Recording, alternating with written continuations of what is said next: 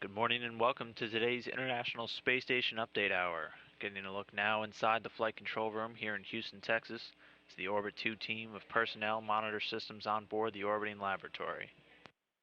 They're being led today by Flight Director Brian Smith, and seated to his right is Capcom, serving as the communication link between astronauts up in space and controllers on the ground here, and that is CJ Sturkow.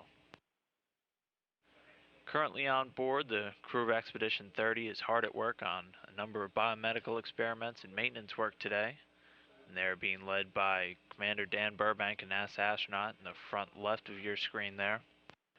And then standing behind him are Russian cosmonauts Anton Shkaplerov and Anatoly Ivanishin. The three crewmates to the right recently joined the space station just in late December, and they are, starting on the left, European Space Agency astronaut Andrei Kuipers, Oleg Kononenko in the middle from the Russian Space Agency, and NASA astronaut Don Pettit all the way over there on the right. So Commander Burbank, the Expedition 30 commander, started his day, and his major task for the day is continuing the EPIC software upgrades, EPIC standing for Enhanced Processor and Integrated Communications.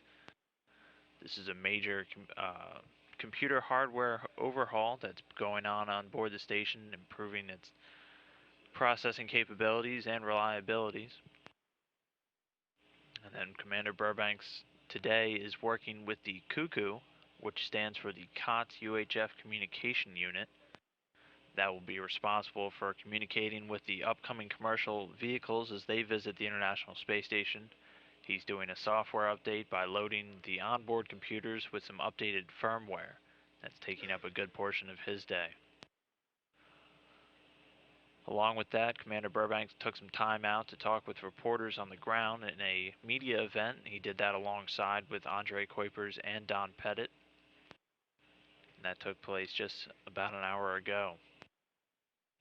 Anton Shkaplerov, the Russian cosmonaut, is spending most of his day doing some maintenance in the Zarya module, also known as the functional cargo block, doing some filter changeouts on some dust collectors and cleaning some ventilation screens.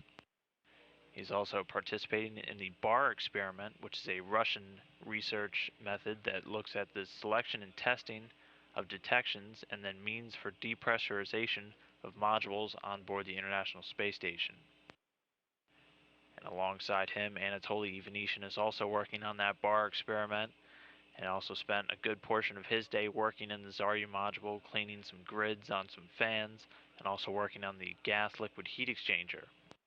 He also did some maintenance work on the Electron, which is the Russian oxygen generation system on the Russian segment of the space station. The third Russian cosmonaut, Oleg Kononenko, started his day and spent much of his time working on the Plasma Crystal 3 experiment, starting that up and executing it. And that is a very complex study of wave propagation and dispersion in a dust plasma in microgravity environments. He's also doing some stowage work with the Progress 45 vehicle and prepping it for its eventual undocking 3 weeks from now.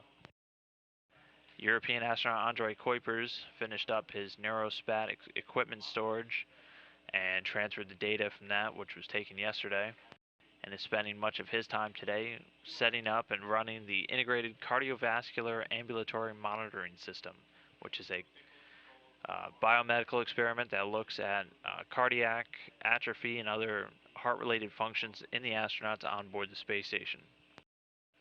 Rounding out the crew, Don Pettit began his day immediately after wake-up collecting some more human research samples and storing them in the Melfi, which is the minus 80-degree laboratory freezer, and also doing some familiarization work with vessel imaging, which is an experiment that looks at the central and peripheral blood vessel wall properties, which is another biomedical experiment that focuses on how the body changes over the course of long-duration spaceflight.